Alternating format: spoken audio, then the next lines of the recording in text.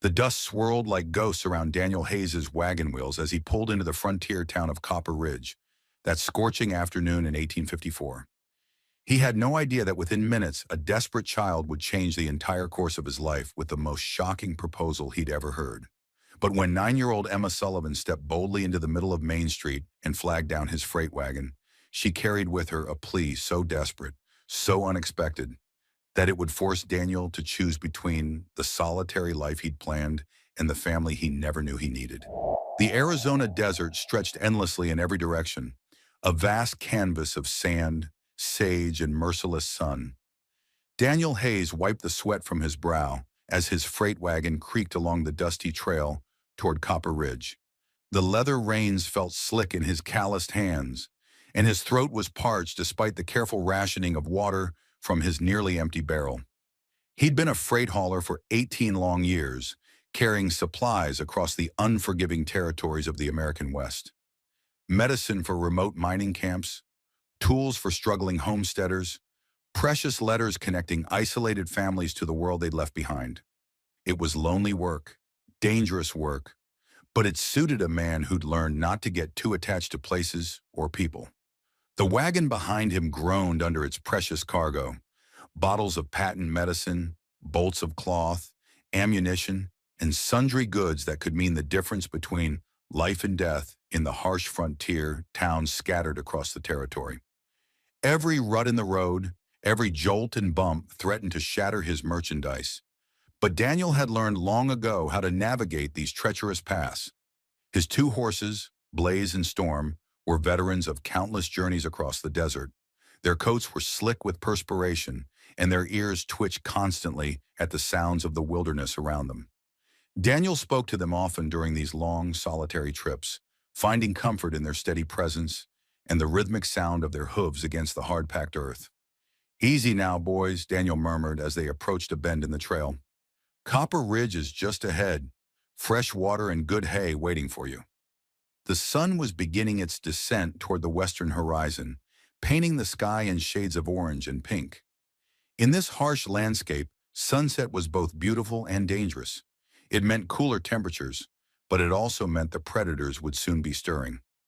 Coyotes, mountain lions, and worse things that prowled the darkness. As they rounded the bend, Daniel spotted something that made his blood run cold. Coiled directly in the center of the trail was a massive diamondback rattlesnake, its triangular head raised in warning, its tail buzzing with deadly promise. The serpent was easily 6 feet long, thick as a man's arm, with diamond patterns across its back that gleamed like polished scales in the fading sunlight. "Whoa there," Daniel called softly, pulling back on the reins. Blaze and Storm came to an immediate halt, their nostrils flaring as they caught the scent of danger. The horses began to dance nervously, their eyes rolling white with fear. Daniel knew better than to rush a confrontation with a rattlesnake of this size. One bite could kill a horse within minutes, and out here in the middle of nowhere, losing his animals would be a death sentence. He slowly reached for the long wooden staff he kept secured to the side of his wagon, his movements deliberate and calm. The snake's head swayed hypnotically as it tasted the air with its forked tongue. Its beady black eyes seemed to stare directly into Daniel's soul, as if challenging him to make the first move. The buzzing of its rattle grew louder, a sound like bacon sizzling in a hot pan, but infinitely more menacing. "We don't want any trouble here, friend," Daniel said quietly, as much to calm his own nerves as to address the serpent. "Just need to pass on through?" For what felt like an eternity, man and snake regarded each other across the dusty trail. The desert held its breath, waiting to see who would blink first. Then as suddenly as it had appeared, the rattlesnake uncoiled itself and slithered off into the brush, disappearing into the sage and prickly pear as if it had never been there at all. Daniel released a breath he hadn't realized he'd been holding. "Well, I'll be damned," he muttered, wiping his forehead with his sleeve. "Sometimes the desert shows mercy after all."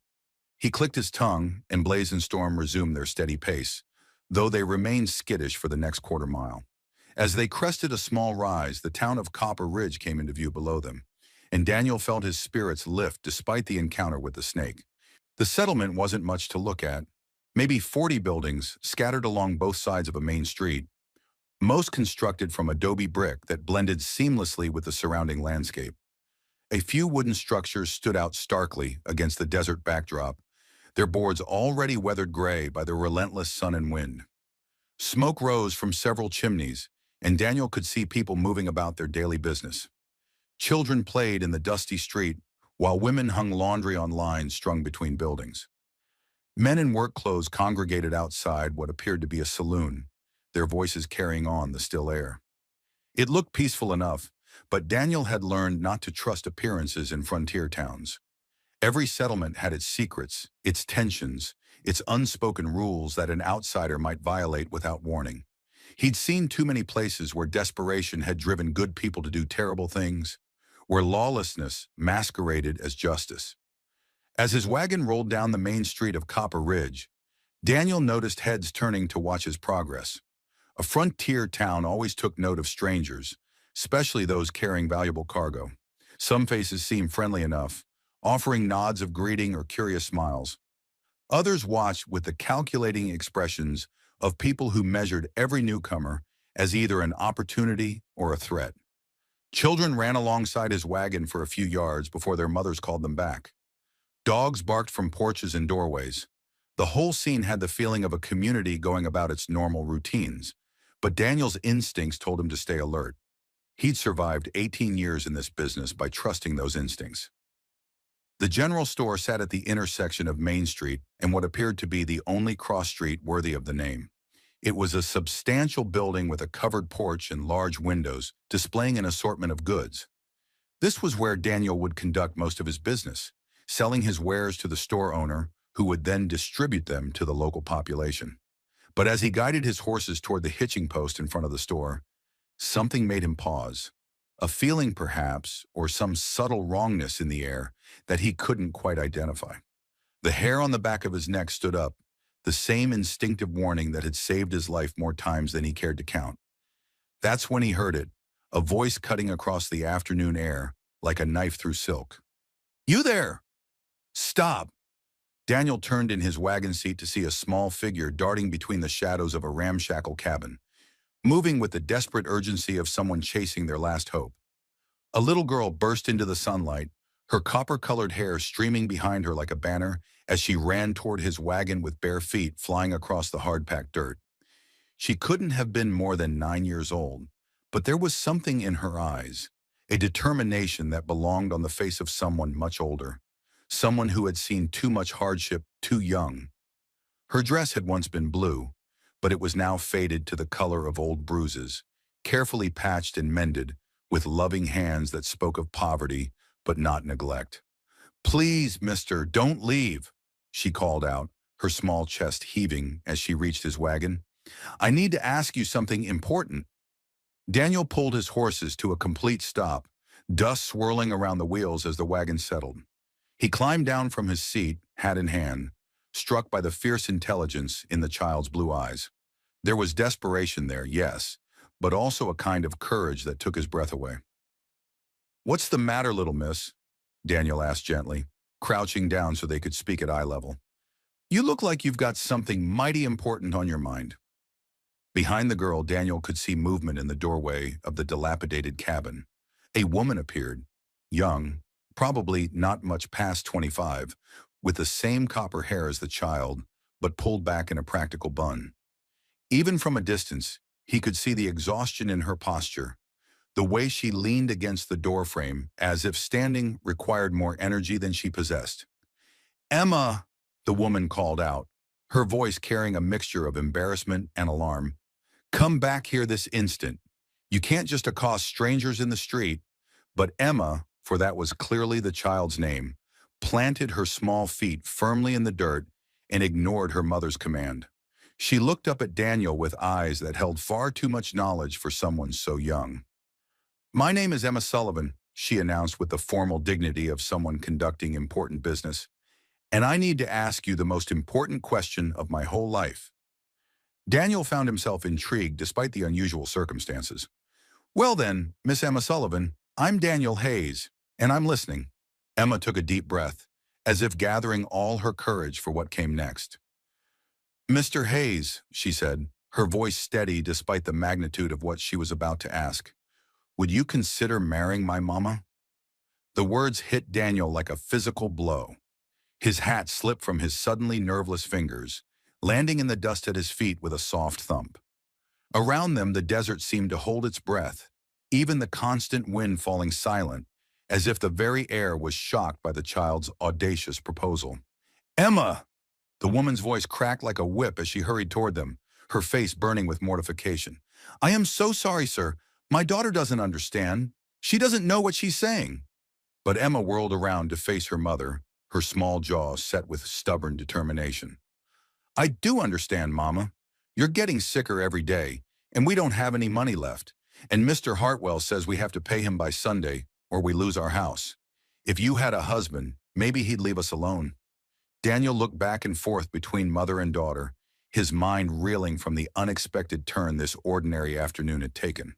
The woman, Grace Sullivan, he assumed, had reached them now, and up close he could see the fever flush in her cheeks, the way her hands trembled with exhaustion or illness. "Mrs. Sullivan," Daniel said carefully, bending to retrieve his hat from the dust. "I take it your daughter has a talent for direct communication?" Grace's face was the color of a desert sunset. "Mr. Hayes, I cannot begin to apologize for my daughter's behavior. She's been under a great deal of stress lately, and I'm afraid it's affected her judgment." But Emma stepped between them, looking up at Daniel with eyes that held no trace of childish whimsy. "I've been watching the men who come through town," she said with the seriousness of someone conducting a business negotiation. "Most of them drink too much, or they're mean to animals, or they look at Mama in ways that make her uncomfortable." Daniel raised his eyebrows. This little girl was remarkably observant for her age. "But you're different," Emma continued. "When your horses got spooked by that snake back there, you didn't hit them or curse at them. You just waited patiently until they calmed down. And you stopped when I called out to you, even though you don't know me. That tells me you're a good man." Grace Sullivan looked as if she wanted the earth to open up and swallow her whole. "Emma, you cannot simply ask strangers to marry your mother. It's completely inappropriate." "Why not?" Emma asked with the frank curiosity of childhood. "Papa always said that when you need help, you should ask for it directly. Being shy doesn't solve problems." Thunder rumbled in the distance, and Daniel looked up to see dark clouds gathering on the horizon. A storm was coming, and from the look of those clouds, it was going to be a big one. The desert could be deceptive that way. Bone dry one moment, flooded the next. "This Hartwell fellow you mentioned," Daniel said carefully, addressing Emma while keeping one eye on her mother's increasingly pale face. "He's the one you owe money to?" Emma nodded vigorously before her mother could stop her. $78 plus interest. He says if we can't pay by Sunday, we'll have to find another way to settle the debt. But I don't think he means working in his store." The implication in those words made Daniel's blood run cold. He'd encountered men like this Hartwell character in other frontier towns, predators who used debt and desperation to take advantage of vulnerable people. The thought of this woman and child facing such a situation made his hands clench involuntarily into fists. Grace Sullivan swayed slightly on her feet, and Daniel instinctively reached out to steady her. Her skin was burning with fever, and up close he could see the telltale signs of serious illness. The hollow cheeks, the bright spots of color on pale skin, the way she had to concentrate just to remain standing. "Ma'am," Daniel said gently, "when's the last time you saw a doctor?" Grace pulled away from his touch, wrapping her arms around herself defensively. "We can't afford a doctor, Mr. Hayes. We can barely afford food." The first fat raindrops began to fall, kicking up tiny clouds of dust where they struck the parched earth. The storm that had been threatening all afternoon was finally arriving, and from the look of those black clouds rolling in from the west, it was going to be a real gully washer. "We need to get inside, Warner," Daniel said, looking up at the darkening sky. "This is going to be a bad one." Emma grabbed her mother's hand and looked up at Daniel with hopeful eyes. "You could wait out the storm with us, if you want. Our cabin isn't much, but it's dry." Grace started to protest, but Daniel was already unhitching his horses from the wagon. "I'd be grateful for the shelter, ma'am. And maybe while we wait for this storm to pass, you can tell me more about your situation." As the three of them hurried toward the ramshackle cabin, Daniel felt as if he was walking toward something that would change his life forever. He'd planned to spend the night in Copper Ridge, sell his goods in the morning, and continue on toward California, where he hoped to start fresh in a new territory. But as he followed Emma and her sick mother into their modest home, Daniel realized that sometimes the most important journeys began not with a destination in mind, but with a simple decision to help a stranger in need.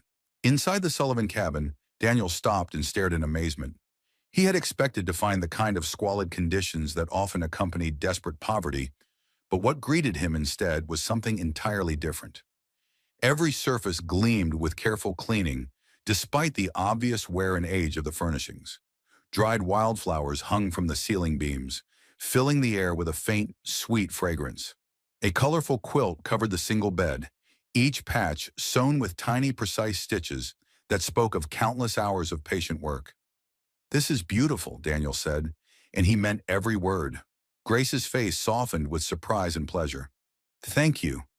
I try to make it feel like a real home, even though—" She trailed off, unable to finish the sentence. "Even though what, Mama?" Emma asked, climbing onto one of the wooden chairs that had been carefully positioned around a small table. "Even though we might not be able to stay much longer," Grace admitted quietly, her voice barely above a whisper. Daniel removed his hat and set it on the table, noting how even this simple gesture seemed to make Grace nervous. She was clearly unaccustomed to having strange men in her home, and he made a mental note to do everything possible to put her at ease. Outside, the storm was intensifying rapidly. Rain drummed against the roof with increasing force, and lightning illuminated the small windows in brilliant, momentary flashes. Thunder rolled across the desert like artillery fire, shaking the very foundations of the modest structure. "Tell me about this debt," Daniel said gently, settling into the chair across from Grace, while Emma perched between them like a small, determined guardian angel. Grace's hands trembled as she poured water from a clay pitcher into 3 tin cups. "I shouldn't burden a stranger with our troubles, Mr. Hayes. You have your own concerns, your own destination to reach." "But you're not a stranger anymore," Emma announced with the absolute certainty of childhood. "You're sitting at our table, drinking our water, and staying out of the rain in our house. That makes you practically family." Daniel couldn't help but smile at the girl's logic. "Well then, as practically family, I'd like to know what's troubling you both." Grace sat down slowly, as if the simple act of lowering herself into the chair required considerable effort. Her green eyes were bright with fever, but also with unshed tears. "It started last winter when my husband Thomas got sick." "Papa worked in the silver mine," Emma added, her voice growing small and sad. "He said the dust was getting in his lungs and making it hard to breathe, but we needed the money." Daniel nodded grimly. He'd seen mining towns before, had witnessed firsthand how the promise of precious metals could lure men into dangerous, unhealthy work. The mine owners got rich while the workers slowly poisoned themselves in the dark tunnels beneath the earth. "Thomas started coughing," Grace continued, her voice growing stronger as she fell into the rhythm of the familiar, painful story.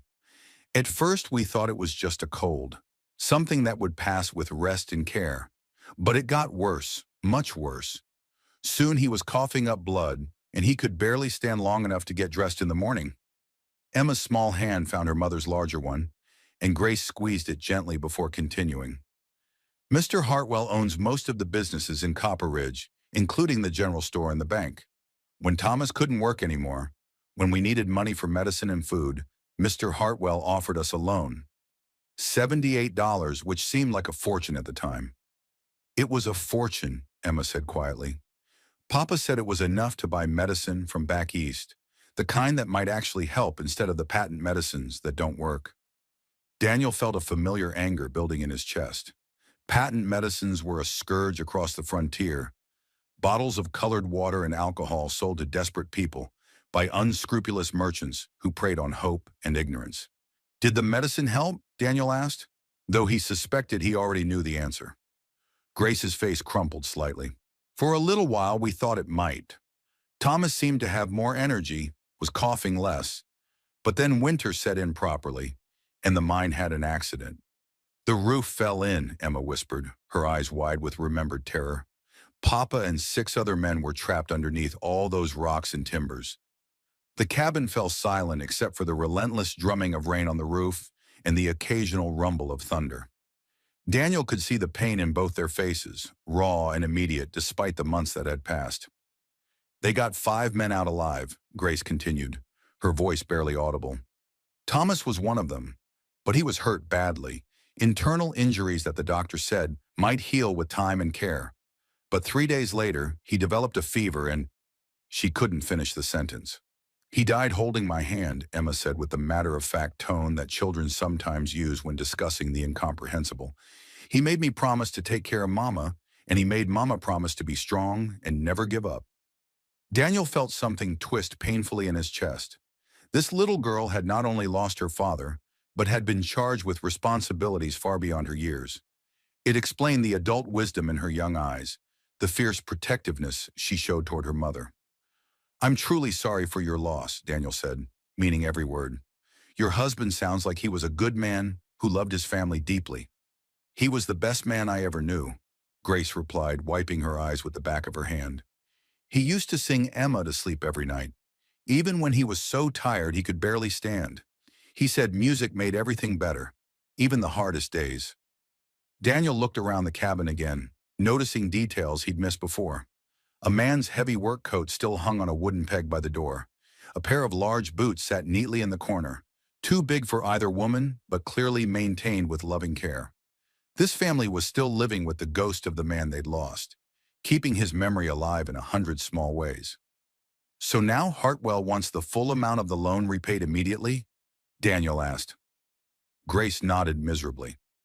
"He says I've had enough time to find work, to make arrangements. But there aren't many opportunities for women in a town like this, especially women with young children to care for. I take in washing when I can, do mending and sewing, but it only brings in a few dollars a week, not nearly enough to make a dent in what we owe." "That's why I asked you to marry Mama," Emma said, looking directly at Daniel with those unnervingly mature eyes. "I've been watching all the men who come through town, trying to find one who might be good enough for her." Grace's face turned red with embarrassment. "Emma, you cannot simply evaluate potential husbands like horses at auction." "Why not?" Emma asked with genuine curiosity. "Papa always said the most important decisions deserve the most careful thought. Marriage is important, so I wanted to be sure I picked someone good." Daniel found himself both amused and impressed by the girl's logic. "And what were your criteria for this selection process?" Emma brightened, clearly pleased to be asked for her reasoning. "Well, first he had to be kind to animals. Mean people are usually mean to everything smaller than them. Second, he couldn't drink too much or smell bad or curse all the time. Third, he had to stop when I called out, which meant he had good manners and wasn't in too much of a hurry to help someone." "Emma has very high standards," Grace said dryly, though Daniel could see affection and pride warring with embarrassment in her expression. "And fourth," Emma continued, warming to her subject, "he had to have kind eyes. Mama always says you can tell a lot about a person by looking at their eyes, and yours are kind." Lightning flashed outside the window, illuminating the cabin in stark white light for a moment, before plunging it back into the warm glow of the oil lamp. Thunder followed almost immediately, indicating that the storm was directly overhead now. "This Hartwell," Daniel said carefully, "what exactly does he want if you can't pay the debt?" Grace's face went pale, and she glanced meaningfully at Emma before answering.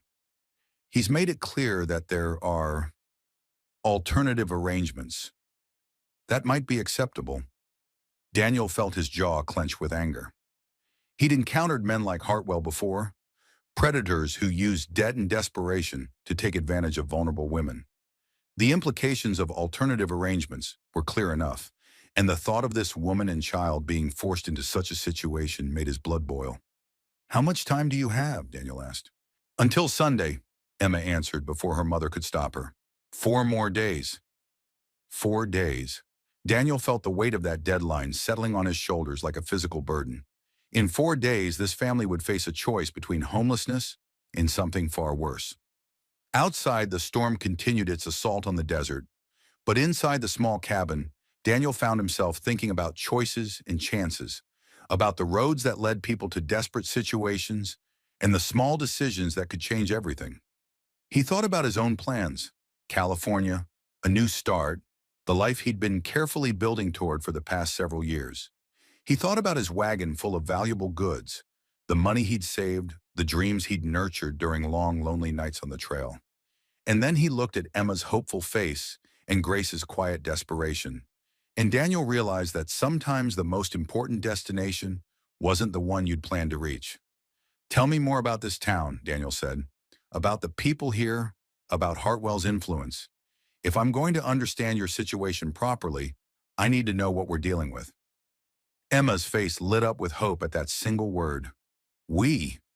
Grace looked startled, as if she couldn't quite believe that a stranger might be willing to involve himself in their troubles. "Mr. Hayes," Grace said quietly, "you don't understand what you'd be getting into. Cyrus Hartwell isn't just a businessman. He's the most powerful man in Copper Ridge, and he doesn't take kindly to interference in what he considers his affairs." "Then maybe it's time someone reminded Mr. Hartwell that people aren't property," Daniel replied quietly, "and that some things are more important than money."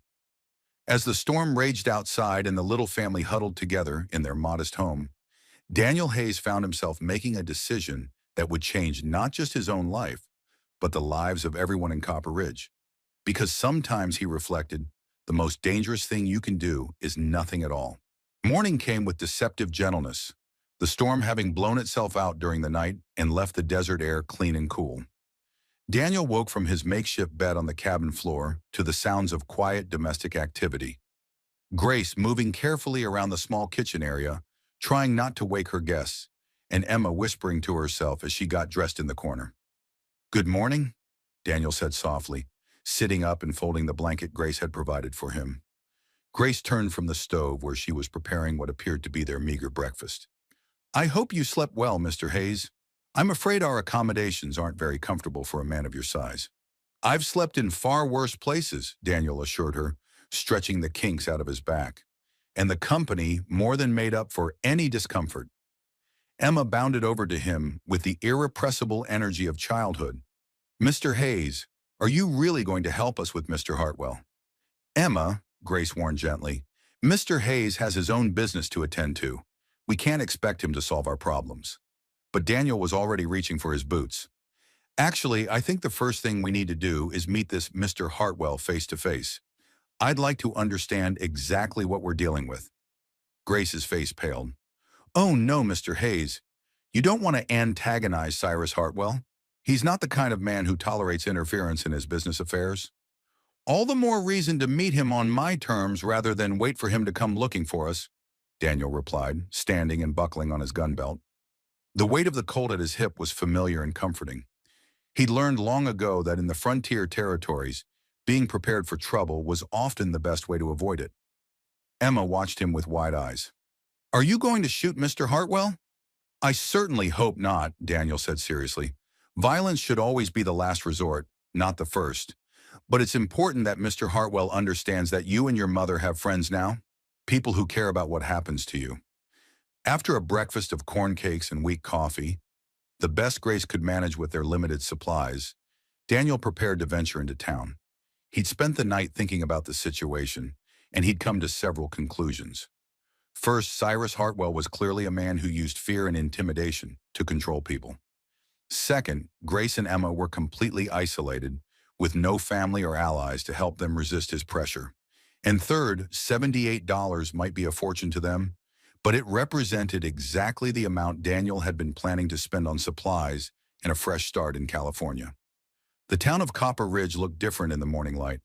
The storm had washed the dust from the buildings and settled the dirt in the streets, giving everything a cleaner, more prosperous appearance.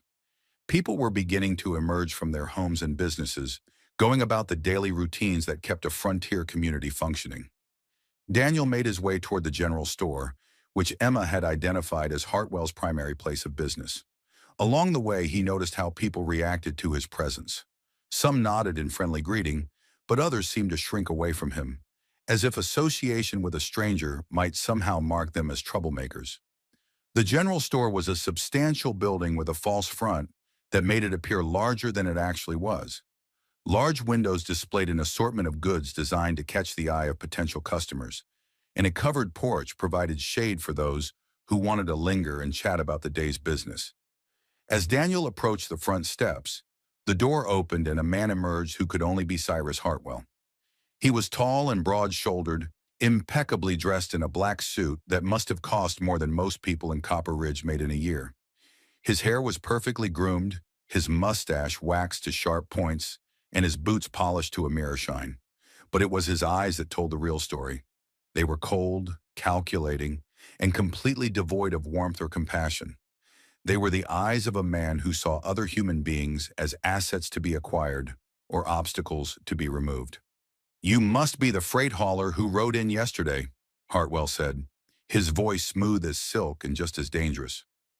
"Word travels fast in a small town. Cyrus Hartwell at your service." He extended a well-manicured hand, and Daniel shook it briefly, noting the softness of skin that had never known hard labor. "Daniel Hayes," he replied evenly. "I understand you're the man to see about business in this town." Hartwell's smile was like winter sunshine, bright but providing no warmth. "Indeed I am. I have interests in most of the commercial enterprises in Copper Ridge. Banking, retail, real estate, mining investments. If there's money to be made, I generally have a hand in it." "Including money lending?" Daniel asked. Hartwell's eyes sharpened slightly, like a hawk spotting potential prey. "Among other services, yes. I've found that the people of Copper Ridge often need financial assistance to weather difficult times. I'm always willing to help, for a reasonable return on my investment." "How reasonable?" "That depends on the risk involved," Hartwell replied smoothly. "Some borrowers are more reliable than others. Some have collateral that secures the loan. Others," he shrugged eloquently, leaving the sentence unfinished. Daniel felt his dislike for the man growing stronger by the minute. "I'm told you have some business with the Sullivan family." Hartwell's expression didn't change, but something cold and predatory flickered in his eyes. "Ah, yes, the lovely Mrs. Sullivan and her charming daughter. A tragic situation, really. The woman finds herself in difficult circumstances through no fault of her own, except perhaps the poor judgment of marrying a man who couldn't provide adequate security for his family's future." The casual cruelty of the remark made Daniel's hands clench involuntarily, but he forced himself to remain calm. "What kind of security are you referring to?" "Financial security, of course. Life insurance, savings, property that could be leveraged in times of need.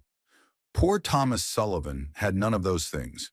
When he died, he left his family with nothing but debt and dependency. And you were kind enough to help them out," Daniel said dryly. "I was indeed." $78 is a substantial sum, Mr. Hayes.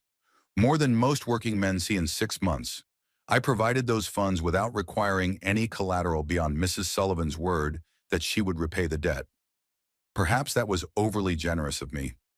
"And now you want the money back?" Hartwell's smile became even colder. "I'm a businessman, Mr. Hayes, not a charity. The terms of the loan were quite clear.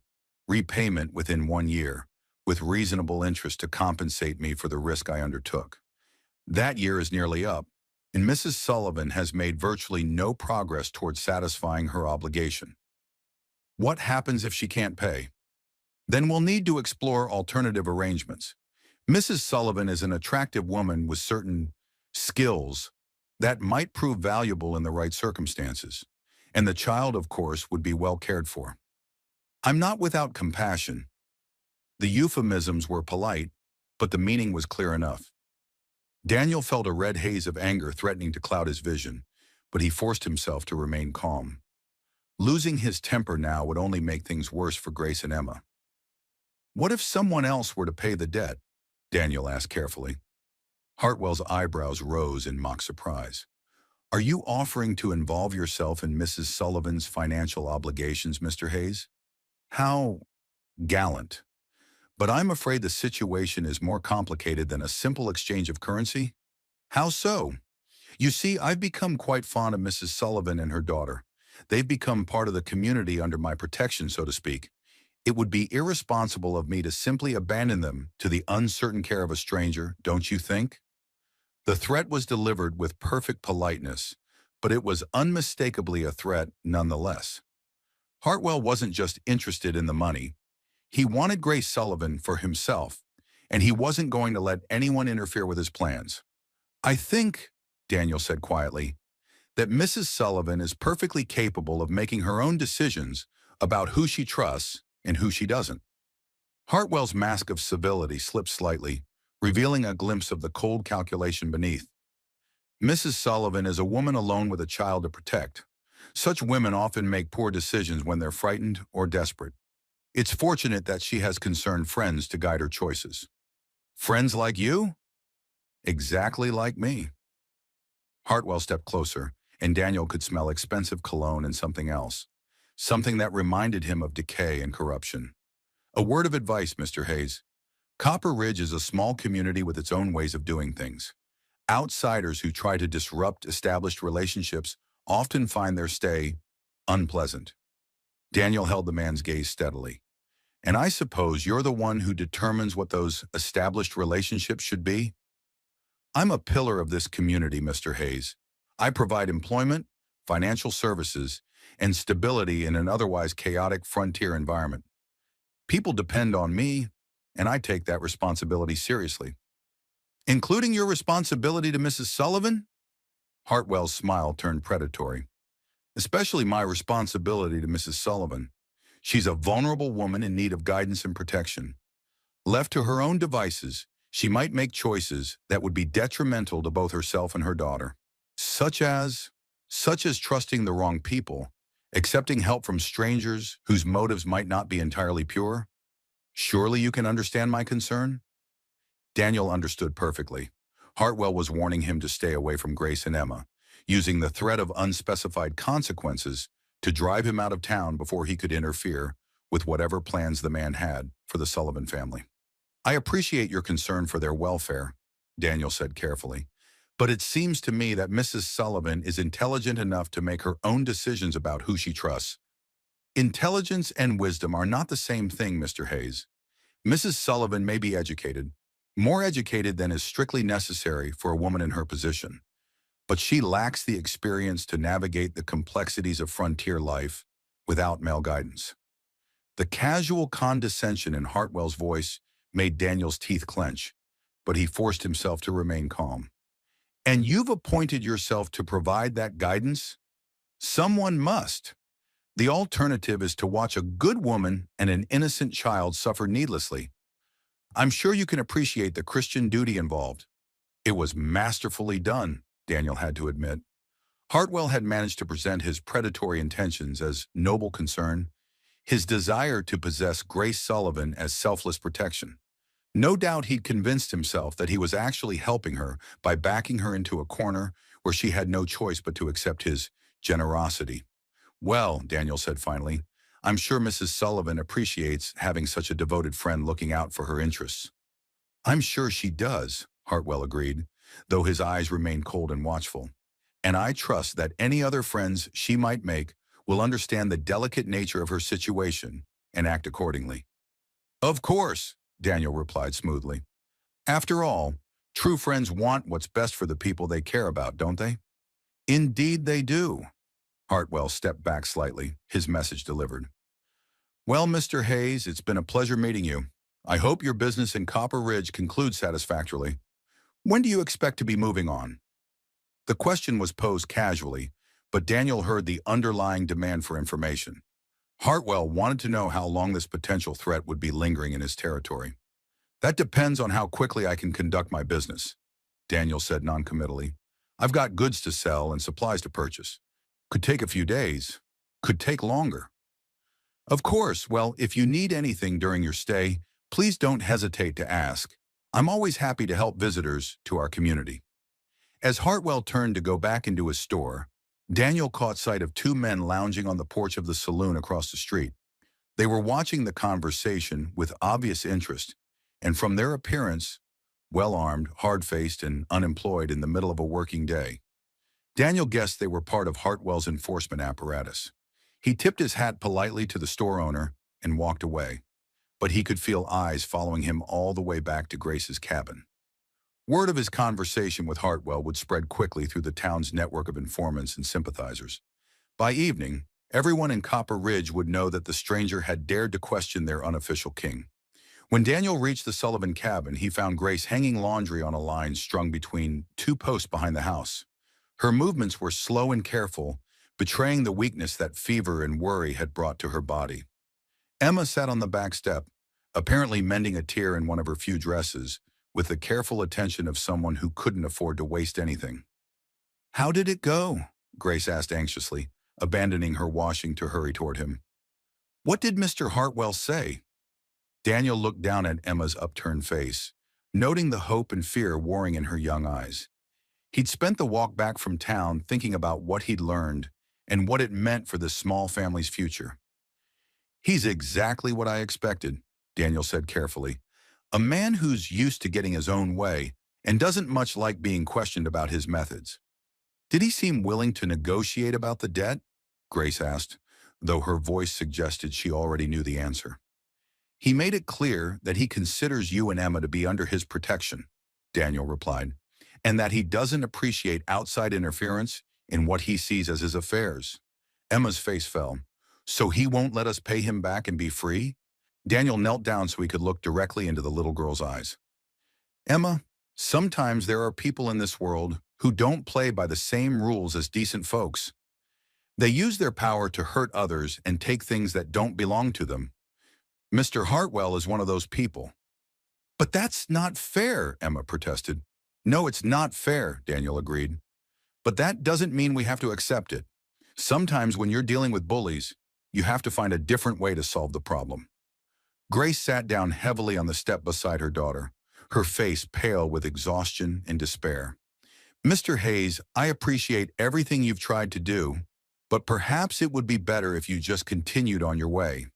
I don't want you to get hurt because of our troubles. And I don't want you and Emma to face this alone," Daniel replied firmly. "I've been thinking about your situation, and I believe there might be a solution." Both females looked at him with identical expressions of cautious hope. $78, Daniel said slowly, "is exactly the amount I was planning to spend on establishing myself in California." "I've got that money and more in my wagon right now," Grace gasped. "Mr. Hayes, you can't possibly be suggesting—" "I'm not suggesting anything yet," Daniel interrupted gently. "I'm just thinking out loud.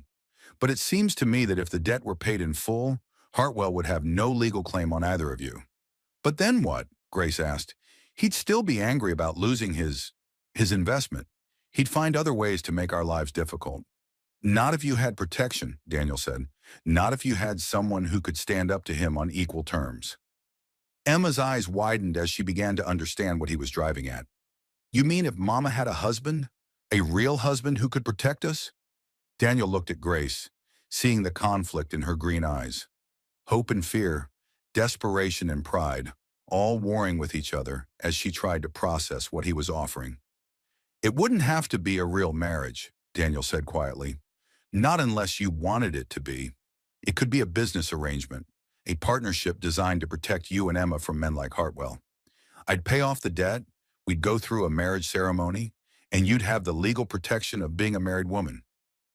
"And what would you get out of such an arrangement?" Grace asked, her voice barely above a whisper.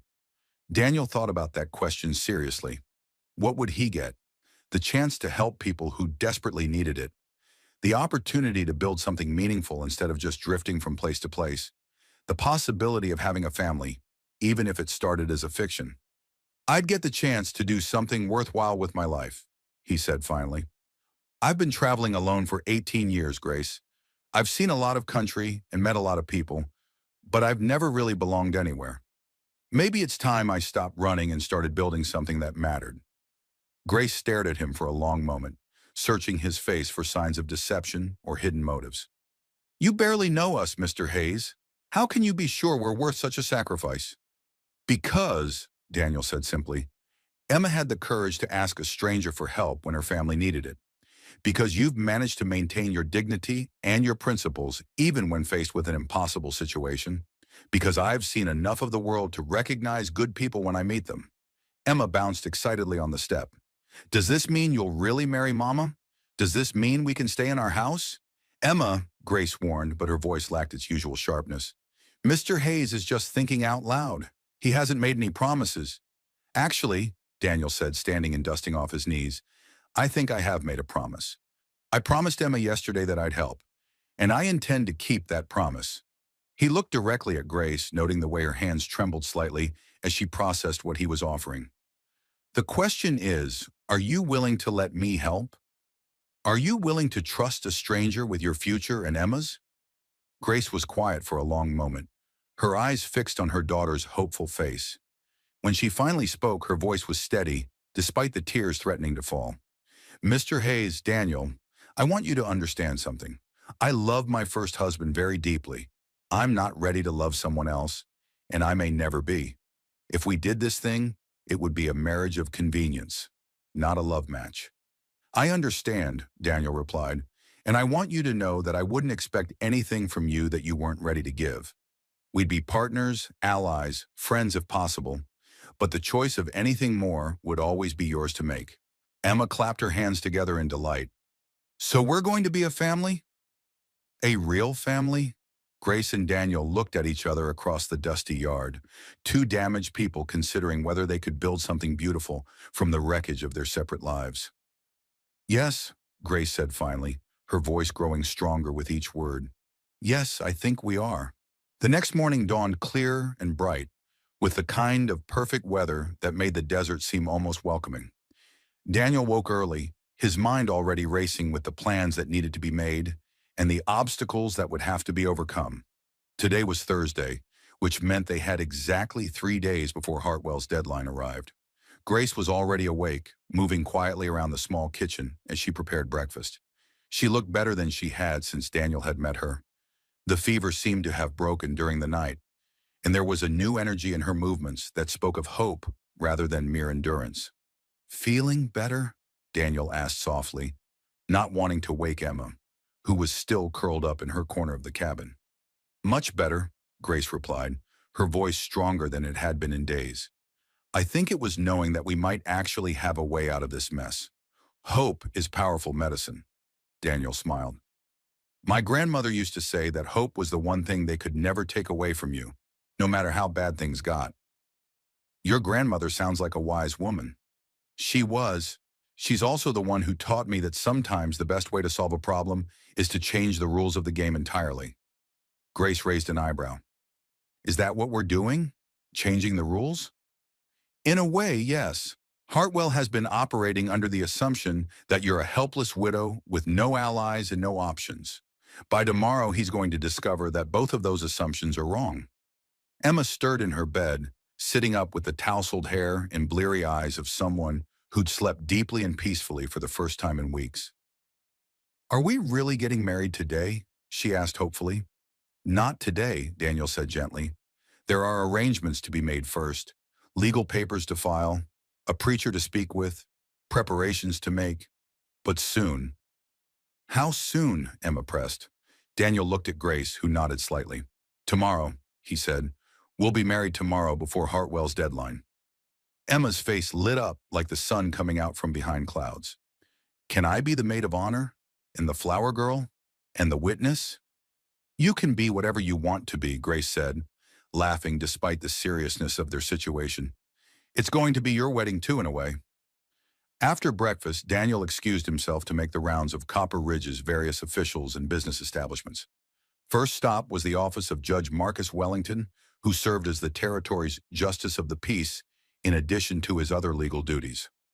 Wellington was a thin, scholarly man with prematurely gray hair and the kind of careful demeanor that suggested he'd learned to navigate the complexities of frontier politics through caution rather than courage.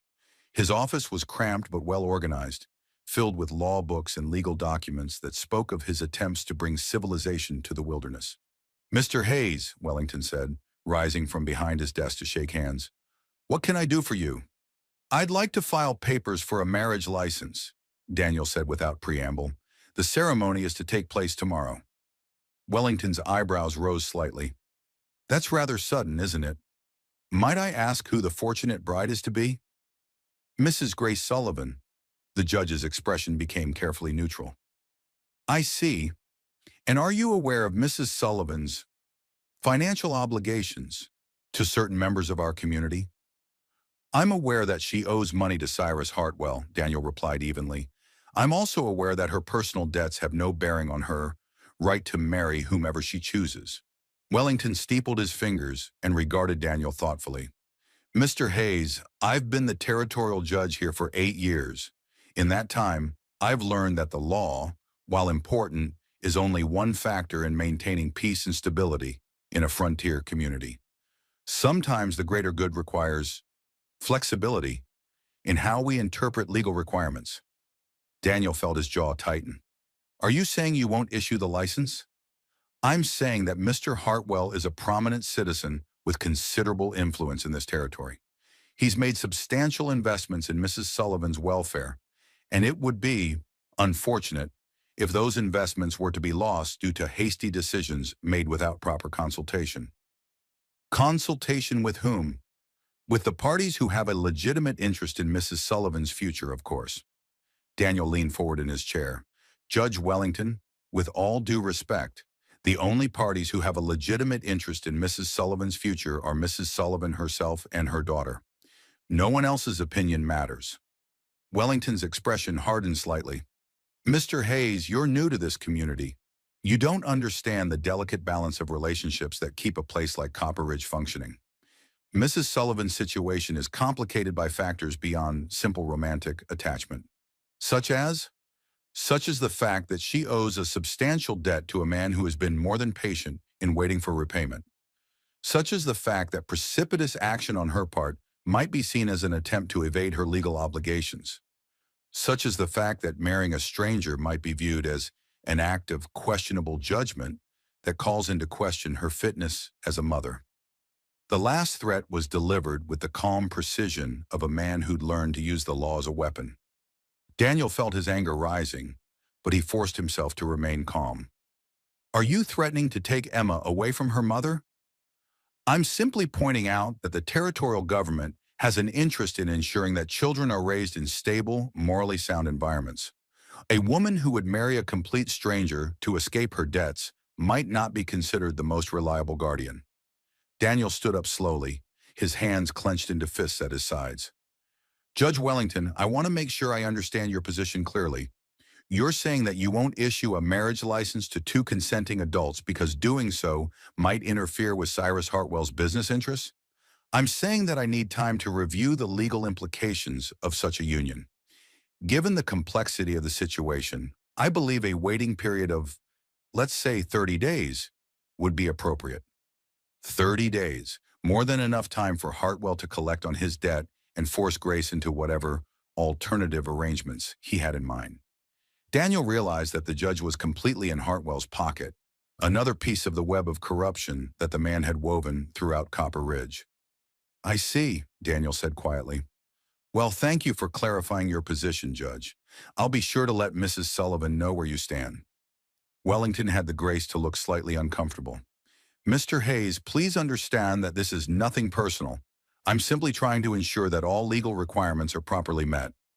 Of course, Daniel replied.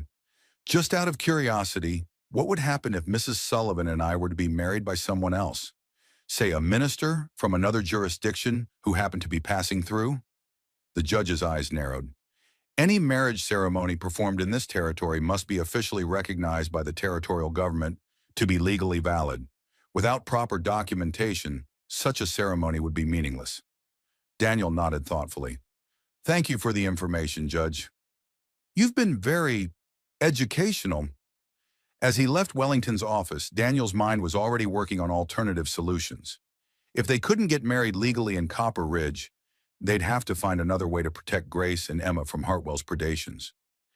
His next stop was the church, a modest wooden structure at the end of Main Street that served the spiritual needs of Copper Ridge's more religious residents.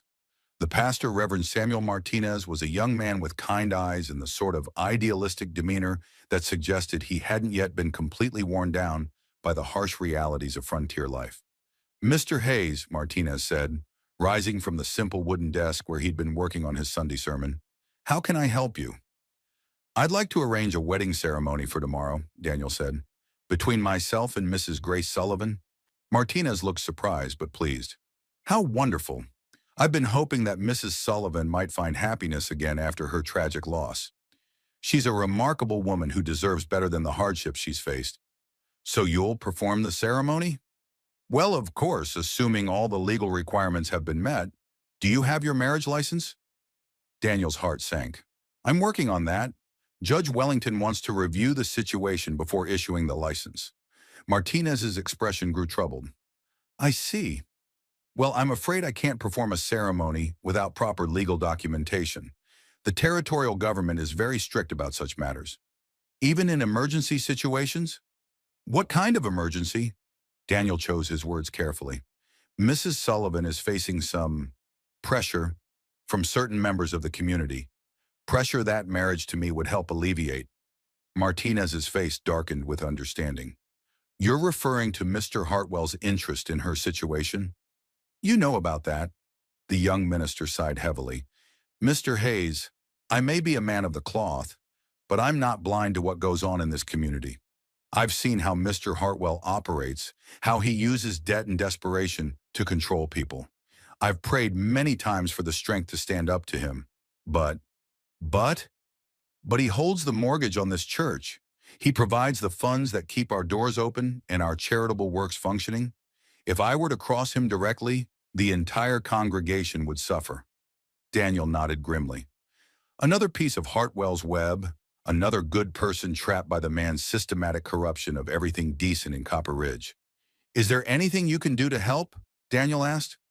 Martinez was quiet for a long moment, clearly wrestling with his conscience. There might be a way, he said finally. It would be irregular, possibly risky, but there might be a way. I'm listening. There's a circuit preacher named Father O'Malley who travels through this region performing marriages and baptisms for communities that don't have permanent clergy. He's due to pass through Copper Ridge sometime in the next few days. If he were to perform your ceremony, would it be legally valid? In the eyes of God, certainly. In the eyes of the territorial government? Martinez shrugged. That would depend on whether anyone chose to challenge it. Father O'Malley has the authority to perform marriages throughout the territory. The fact that he might not have filed the proper paperwork immediately wouldn't necessarily invalidate the ceremony. It was a slim hope, but it was better than nothing. How do I find this Father O'Malley? He usually stays at the boarding house when he's in town. Mrs. Chen, who runs the place, would know if he's expected. Daniel thanked the minister and headed for his final stop of the morning, the boarding house run by Mrs. Li Chen, one of the few Chinese residents of Copper Ridge. The building was clean and well-maintained, though clearly suffering from the same financial pressures that affected everyone in town except Hartwell and his inner circle. Mrs. Chen was a small, dignified woman with intelligent eyes and the kind of quiet strength that Daniel had learned to respect. She listened carefully as he explained what he was looking for, her expression growing more thoughtful with each detail. Father O'Malley, she said finally. Yes, he comes through here every few months. Good man. Very kind to people others ignore. When is he expected? Today, Mrs. Chen said simply. He sent word that he would arrive this afternoon and stay the night before continuing on to Santa Fe. Daniel felt a surge of hope. Would you be willing to ask him about performing a marriage ceremony? Mrs. Chen studied his face carefully. This is for Mrs. Sullivan. To help her escape from Mr. Hartwell? Daniel was surprised by her directness. How did you know? Mrs. Sullivan brings me mending sometimes. We talk. I know her situation, know what that man wants from her. Mrs. Chen's expression hardened. Mr. Hartwell thinks because I am Chinese, because I am woman, I do not see what he does, but I see everything. Will you help? Father O'Malley is good man, but he is also careful man. He will want to know that this marriage is real choice, not just running from fear. It's both, Daniel said honestly. Grace is choosing to marry me partly for protection, but she's also choosing to trust me with her future and her daughter's future. That makes it real enough for me. Mrs. Chen nodded slowly. I will speak to Father O'Malley when he arrives. If he agrees, the ceremony can be tonight. Tonight? Why wait? If Mr. Hartwell learns what you plan, He will try to stop it. Better to act quickly before he has time to interfere. Daniel felt a mixture of excitement and terror at the prospect of getting married in just a few hours. But Mrs. Chen was right. Delay would only give Hartwell more time to sabotage their plans. "Thank you," Daniel said sincerely. "You're taking a risk by helping us." Mrs. Chen smiled for the first time since their conversation began. "Mr. Hayes, I came to this country because I believed in the promise that here people could make their own choices about their lives. Mr. Hartwell thinks he can decide everyone's fate for them. Time someone showed him he is wrong." As Daniel walked back to Grace's cabin, his mind was racing with all the details that would need to be arranged in the next few hours. But for the first time since this adventure had begun, he felt genuinely optimistic about their chances of success. Hartwell might control the judge and intimidate the local minister, but he couldn't control everything. And sometimes, Daniel reflected, the best way to defeat a man who thought he owned everything was to remind him that some things, love, loyalty, and the human spirit, could never be bought or sold. The wedding ceremony had been simple but profound, conducted by Father O'Malley in Mrs. Chen's small parlor, with only the necessary witnesses present. As Daniel and Grace walked back to their cabin as husband and wife, the weight of what they'd accomplished began to settle on both their shoulders. "Well, Mrs. Hayes," Daniel said softly as they reached their front door, "how does it feel to be a married woman again?" Grace paused with her hand on the door latch, looking up at her new husband in the fading twilight. "It feels like the beginning of something I never dared to hope for," she said quietly. "It feels like we might actually have a chance." Emma bounced excitedly beside them. "Are we really a family now? A real, proper family?" "We are indeed," Daniel confirmed, lifting the little girl into his arms. "And real families take care of each other, no matter what storms might come." Inside the cabin, Grace busied herself with domestic tasks while Daniel arranged his few belongings in the corner that would serve as his space. It was an awkward transition, two adults who barely knew each other suddenly sharing the most intimate of spaces, bound together by necessity and hope rather than passion. "Daniel," Grace said hesitantly as she prepared tea for the three of them, "I want you to know that I understand the terms of our arrangement.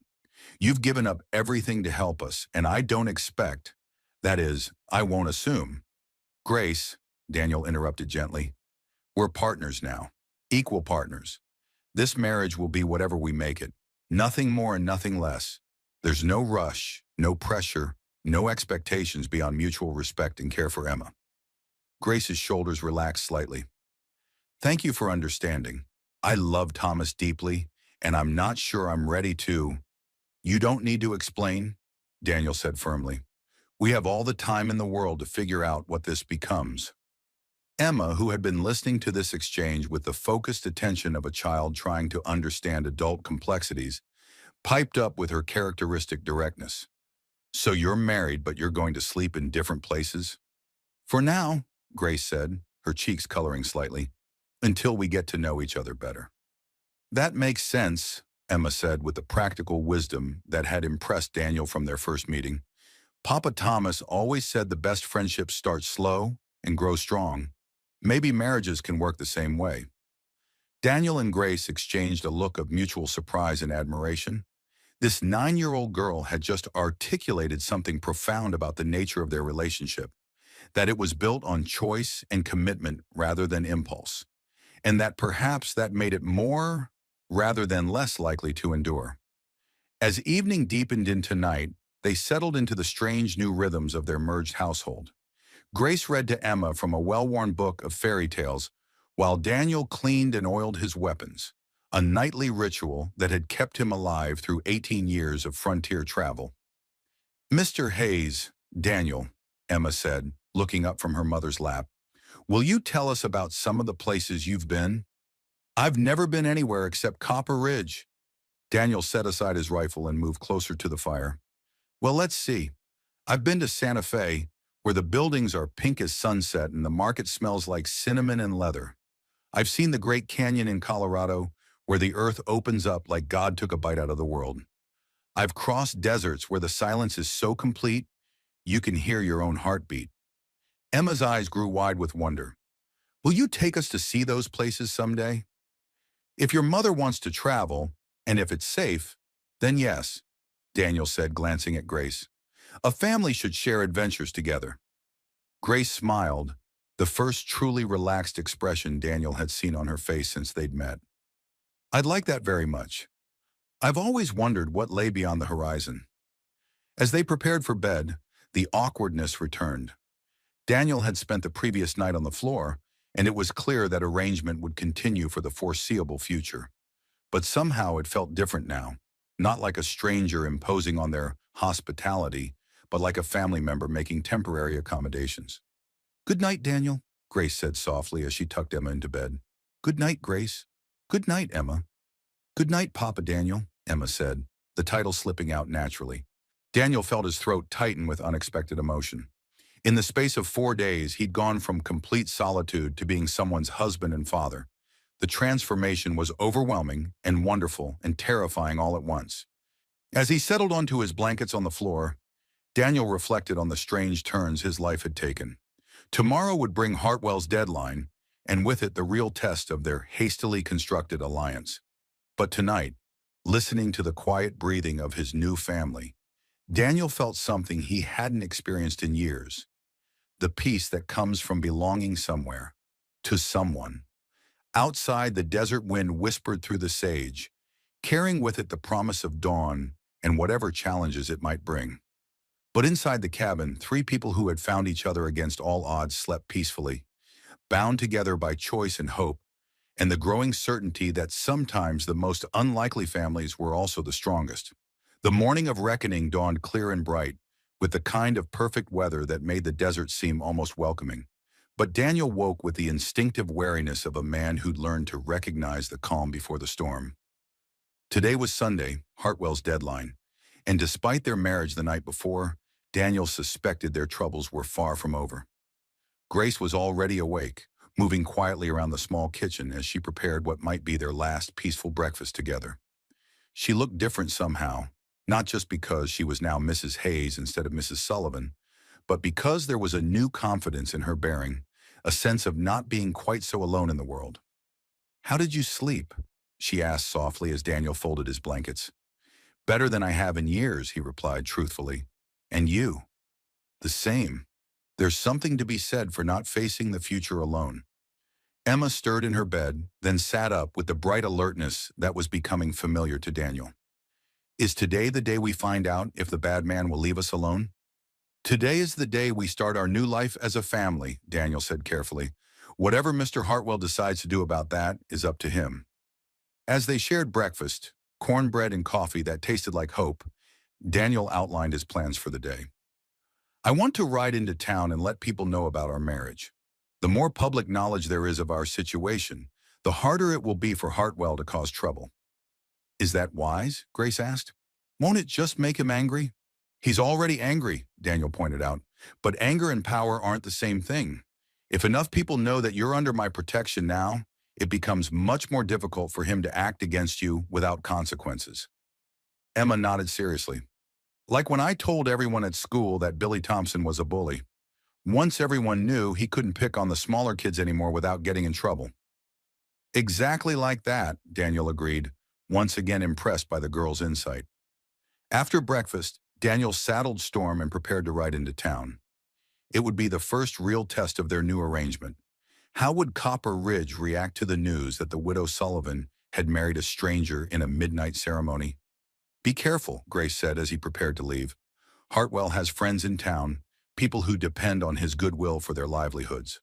"I will," Daniel promised. "But Grace, if anything happens to me, if Hartwell tries to claim that our marriage is invalid, you go straight to Mrs. Chen. She has the papers Father O'Malley signed, and she's promised to help you get word to the territorial authorities." Grace nodded, though Daniel could see the fear in her eyes. They were taking an enormous gamble, betting everything on a marriage certificate signed by a traveling preacher and witnessed by a Chinese woman whose word might not carry much weight in a territorial court. The ride into town was peaceful enough, but Daniel could feel eyes watching him from windows and doorways. Word of the wedding had clearly spread through Copper Ridge's efficient gossip network, and people were curious about this stranger who had married into their community under such unusual circumstances. His first stop was the general store, where he made a point of introducing himself to other customers as Daniel Hayes, Grace's new husband. The reactions were mixed. Some seemed genuinely pleased that Grace had found protection and companionship, while others appeared suspicious of his motives or concerned about Hartwell's reaction. "Congratulations on your marriage," said Mrs. Patterson, a middle-aged woman with kind eyes and work-worn hands. "Grace Sullivan is a fine woman who's had more than her share of troubles. I hope you'll be very happy together." "Thank you," Daniel replied. "I intend to do everything in my power to make sure she and Emma are safe and cared for." But not everyone was so welcoming. Jacob Miller, who Daniel learned owned a small ranch on the outskirts of town, pulled him aside with a worried expression. "Mr. Hayes, I don't know what your intentions are, but you should know that Cyrus Hartwell doesn't take kindly to interference in his business affairs. Grace Sullivan owes him a considerable sum of money, and he's been patient in collecting it." "The debt will be settled," Daniel said firmly. "Mrs. Hayes' obligations as a widow are now the responsibility of her husband to resolve." Miller's eyes widened slightly. "You're planning to pay off the debt? That's a considerable sum for a freight hauler." "I'm planning to take care of my family," Daniel replied, "whatever that requires." As word of his intentions spread through the store, Daniel could see the surprise and speculation in people's faces. A man willing to pay off his new wife's debts was either very wealthy or very foolish, and the consensus seemed to be that Daniel was probably the latter. His next stop was the church, where he hoped to speak with Reverend Martinez about making their marriage a matter of official church record. The young minister was in his office working on his Sunday sermon, and he looked up with a mixture of pleasure and concern when Daniel entered. "Mr. Hayes, I heard about your marriage to Mrs. Sullivan. Congratulations. Though I must admit, I was surprised to learn it had already taken place." "Father O'Malley was kind enough to perform the ceremony," Daniel explained. "I hope you don't take offense at our not waiting for you to return from your trip to Santa Fe." "Not at all," Martinez said quickly. "Father O'Malley is a respected member of the clergy with full authority to perform marriages throughout the territory. I'm just grateful that Grace has found happiness and protection." "I'd like to make sure the marriage is properly recorded in your church records," Daniel said, "and I'd appreciate it if you could mention our union during this morning's service. I want there to be no question in anyone's mind about the legitimacy of our relationship." Martinez nodded thoughtfully. "Of course, though I should warn you, Mr. Hartwell is a regular attendee at our services. He may not be pleased to hear the announcement." "Let him be displeased," Daniel said. "The truth is the truth, whether he likes it or not." As Daniel left the church, he encountered Sheriff Williams making his morning rounds. The lawman was a thin, nervous-looking individual who clearly spent more time worrying about politics than enforcing justice.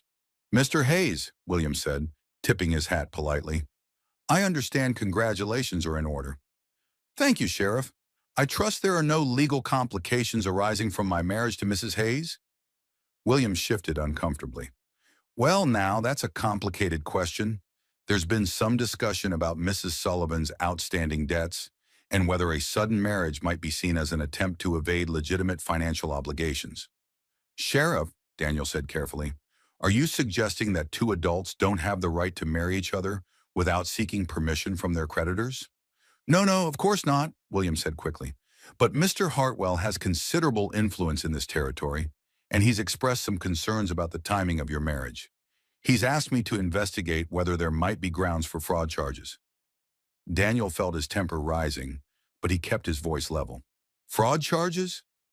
For marrying a woman I care about and accepting responsibility for her welfare?" "Like I said, it's complicated," Williams replied, clearly uncomfortable with the entire conversation. "I'm just advising you to be careful. Mr. Hartwell is not a man who accepts setbacks gracefully." As Daniel walked back toward his horse, he reflected on what he'd learned during his morning in town. Hartwell's influence was indeed extensive, reaching into the church, the law, and the business community. But Daniel had also sensed something else, an undercurrent of resentment toward Hartwell's heavy-handed methods. A sense that many people were tired of living under the thumb of a man who used fear and debt to control their lives. The question was whether that resentment could be turned into active support when the inevitable confrontation came. Daniel was mounting storm when he heard his name called from across the street. Turning, he saw Mrs. Chen approaching with a determined expression on her face. "Mr. Hayes," she said in her careful English, "I wanted to speak with you before you return home." "Of course, Mrs. Chen. What can I do for you?" "Word is spreading that Mr. Hartwell plans to challenge your marriage. He's telling people that it was arranged in haste to avoid legitimate debts, that it might not be legally valid." Daniel's jaw tightened. "And what do people think about his claims?" Mrs. Chen smiled grimly. "Some believe him because they are afraid not to. Others remember that Mr. Hartwell has used similar tactics before to get what he wants. But there are those of us who believe in justice, Mr. Hayes, who think it is time someone stood up to the spider in his web." "What are you suggesting?" "I am suggesting that when the confrontation comes, and it will come, you may have more allies than you realize. People who have been waiting for someone with the courage to make a stand." Daniel felt a surge of hope mixed with apprehension. "Mrs. Chen, I appreciate your support, but I don't want anyone else to suffer because of my decisions. Hartwell is a dangerous man." "Mr. Hayes," Mrs. Chen said firmly, "sometimes the most dangerous thing you can do is nothing. My people have a saying, the tree that would grow tall must sometimes weather storms. Perhaps it is time for Copper Ridge to weather its storm and grow tall." As Daniel rode back toward the cabin, Mrs. Chen's words echoed in his mind. He'd come to this town as a solitary traveler with no connections and no responsibilities beyond his own survival. Now somehow, he'd become the focal point of what might be a larger struggle between those who believed in justice and those who relied on fear and intimidation. It wasn't a role he'd sought, but as he thought about Grace's grateful smile and Emma's trusting eyes, Daniel realized it was a role he was prepared to embrace. Because some things were worth fighting for, and some stands had to be made, regardless of the personal cost. The cabin came into view as storm crested the small rise, and Daniel could see Grace and Emma working in the garden behind the house. They looked peaceful, content, unaware that the storm clouds of confrontation were gathering on their horizon. But as Daniel drew closer, he noticed something that made his blood run cold. There were fresh hoof prints in the dirt around the cabin, several horses, moving at speed, arriving and departing within the last hour. Daniel spurred Storm into a gallop, his heart racing with fear and dread. Had Hartwell already made his move? Were Grace and Emma safe, or had his morning in town been a fatal mistake? As he thundered into the yard, Grace looked up from her weeding with a smile that quickly turned to concern when she saw his expression. "Daniel, what's wrong?" "Are you all right?" he demanded, dismounting before Storm had come to a complete stop. "Both of you?" "We're fine," Grace said, rising and brushing dirt from her dress. "But we did have visitors while you were gone." "Hartwell?" "No, not Hartwell himself, but 3 of his men came by about an hour ago. They said they were looking for you, said they had a message from their boss." Daniel's hands clenched into fists. "What kind of message?" Emma appeared from behind a row of beans, her young face serious with the weight of adult concerns. "They said to tell you that Mr. Hartwell wants to meet with you this afternoon, at his store. Just you. Nobody else." "And if I don't come?" Grace's face paled. "They said there would be consequences, for all of us." Daniel felt the familiar cold anger that had gotten him through so many dangerous situations over the years. Hartwell was escalating the conflict, moving from financial pressure to direct intimidation. The message was clear: come alone and face whatever trap he'd prepared, or watch his new family suffer the consequences. "Daniel," Grace said quietly, "you don't have to do this. We could leave town, start over somewhere else." "No," Daniel said firmly. "Running would just mean facing this same situation in a different place with different predators. Besides, Emma was right when she asked me to marry you. Sometimes you have to make a stand, even when the odds are against you." Emma stepped closer to Daniel, her small hand slipping into his larger one. "Are you scared?" Daniel considered lying, then decided that this brave little girl deserved honesty. "Yes, I'm scared. But being scared and doing the right thing aren't mutually exclusive. Sometimes courage isn't about not being afraid. It's about being afraid and doing what needs to be done anyway." Emma nodded solemnly, processing this wisdom with the serious attention she gave to all important matters. "Then we'll be brave together." "No," Daniel said gently but firmly. I need to face Hartwell alone. But knowing that you and your mother are safe, knowing that I have a family worth fighting for, that gives me more strength than any army could."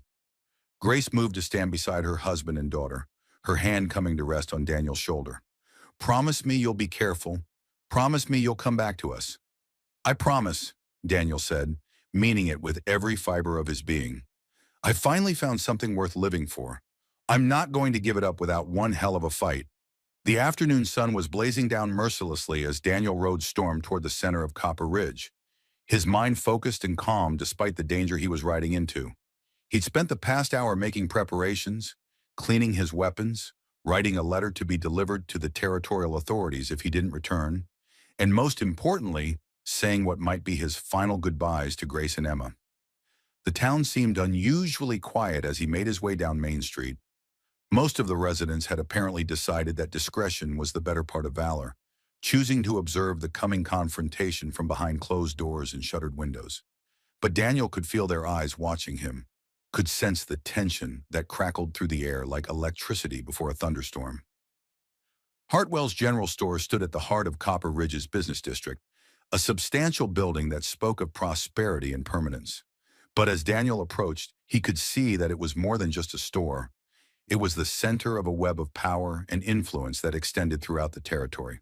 Four men lounged on the covered porch, their casual postures failing to disguise the fact that they were armed and ready for trouble. These weren't local townspeople pressed into service. They were professional gunmen, the kind of men who sold their skills to whoever could pay their price. Daniel dismounted slowly, his movements deliberate and unthreatening. He wasn't here to start a fight, at least not if he could avoid it, but he was prepared to finish one if Hartwell forced the issue. "Mr. Hayes," called one of the gunmen, a tall man with cold eyes and a silver-handled revolver prominently displayed on his hip. "Mr. Hartwell is waiting for you inside. He said to come alone." "I'm alone," Daniel replied, though he kept his hand near his own weapon. "Lead the way." The interior of the store was dimmer than the bright street outside, and it took Daniel's eyes a moment to adjust. When they did, he found himself facing Cyrus Hartwell, across a space that had been carefully arranged for intimidation. The store owner sat behind a large wooden desk that had been positioned to catch the light from the windows, while the area where Daniel stood was left in relative shadow. "Mr. Hayes," Hartwell said without rising, his voice smooth as silk and twice as dangerous, "thank you for accepting my invitation." "I don't recall having much choice in the matter," Daniel replied evenly. "Your men made it clear that declining wasn't an option." Hartwell's smile was like winter sunlight, bright but providing no warmth. "I apologize if my associates were overly emphatic in delivering my message, but I felt it was important that we have a private conversation about your recent change in marital status." "What about it?" "Well, it was rather sudden, don't you think? A man arrives in town, meets a woman, and marries her within a matter of days. Some might call that romantic. Others might use less flattering terms." Daniel remained standing, refusing to be intimidated by Hartwell's power games. What terms would those be? Fraud, for one. Conspiracy to evade legitimate debts, for another. There are laws against such things, Mr. Hayes, even in frontier territories. "I'm not aware of any law that requires a man to seek permission from creditors before marrying the woman of his choice." Hartwell's smile widened, showing teeth that were white and sharp as a predator's. "Perhaps not.